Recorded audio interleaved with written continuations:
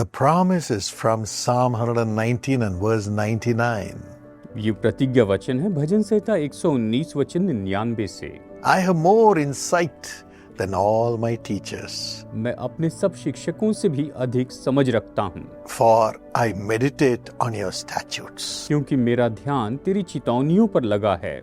When we meditate on the testimonies, the works of God, then we get insight into everything and we are successful.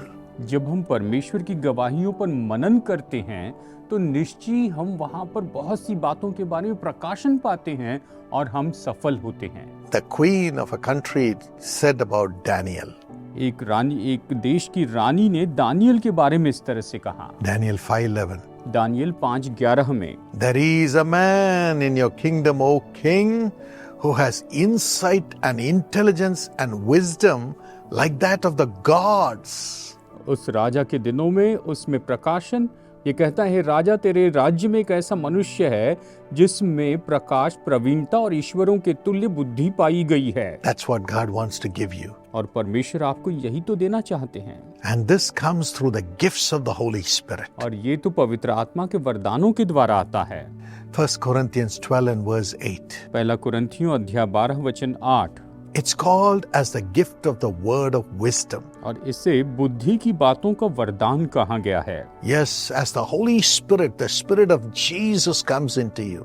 जैसे पवित्र आत्मा यानी यीशु का आत्मा आप में आता है, God's wisdom comes into you. तो परमेश्वर की बुद्धि आप में आती है। And you're able to look at the problems and know why the problem and also know the solution for the problem. और जब आप समस्या को देखेंगे तो आप जानेंगे कि ये समस्या क्यों है और साथ ही आप उस समस्या के हल को भी जानेंगे। When Jesus looked at a woman who came to take water from the well, और जब यीशु ने उस स्त्री को देखा जो कुएं से पानी भरने के लिए आई थी, he said, "You woman, you have lived with 5 husbands, but the one with whom you are living now is not your husband." उसने कहा, हे स्त्री, तेरे 5 पति हो चुके हैं और अब तू जिसके साथ में रहती है वो तेरा पति नहीं है। She said, "You are a prophet of God." उसने कहा, तू तो परमेश्वर का भविष्यवक्ता है। Without me telling you or not even knowing who you are, मैंने तुम्हें कुछ भी नहीं बताया और मैं ये भी नहीं जानती कि तुम कौन हो। you are able to look into my life.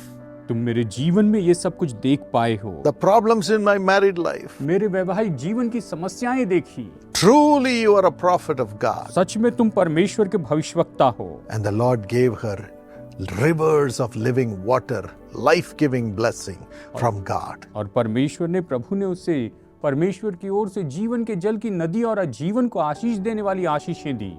And when the wicked people were surrounding Jesus, और जब दुष्ट लोग यीशु को घेरे हुए थे, Matthew 9:3 and 4, मत्ती 9:3 और 4 में हम देखते हैं, he could know their hearts and their evil intent. और वो तो उनके हृदयों को और उनके बुरे मकसद को जानते थे। And he could overcome their evil intent by the wisdom-filled answer from God. और परमेश्वर की ओर से बुद्धि से भरे हुए जवाब के द्वारा वो उनके इन सारी बातों के ऊपर में विजयी हो पाए। You can also overcome all the wicked people आप भी सभी दुष्ट लोगों के ऊपर में विजयी हो सकते हैं through the insight and wisdom given by the Holy Spirit. उस प्रकाशन और बुद्धि के द्वारा जो पवित्र आत्मा आपको देता है। 2 Chronicles 1:10, दूसरा इतिहास 1:10, Solomon prays, सुलेमान ने प्रार्थना की, "Lord, give me wisdom and knowledge." हे परमेश्वर मुझे बुद्धि और ज्ञान दे।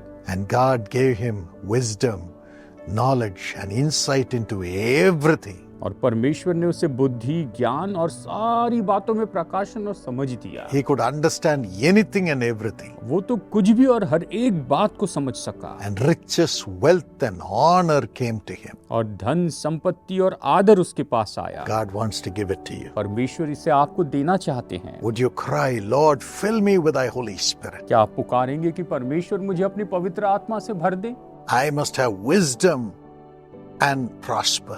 मेरे पास में बुद्धि होनी चाहिए और मैं संपन्न होना चाहिए। I must help others by looking into their lives and bringing solution. मुझे दूसरों की मदद करना है, उनके जीवन की ओर देखकर उनके लिए हल लेकर आने हैं। I must have insight and wisdom to overcome the wicked people of the world. और संसार के दुष्ट लोगों के ऊपर में जयवंत होने के लिए मेरे पास में बुद्धि और प्रकाशन होना चाहिए। Now He will fill you. अभी वो आपको भर देंगे। Father, पिता, I pray this grace upon everybody who is praying with me. मैं प्रार्थना करता हूँ कि मेरे साथ प्रार्थना करने वाले हर एक व्यक्ति के ऊपर ये अनुग्रह आ जाए। Today let the spirit of wisdom through the Holy Spirit fill your people. आज पवित्र आत्मा की बुद्धि जो है वो तो बुद्धि पवित्र आत्मा के द्वारा तेरे लोगों को भर दे पिता। Insight into everything, into everyone, और हर एक में आप प्रकाशन दीजिए।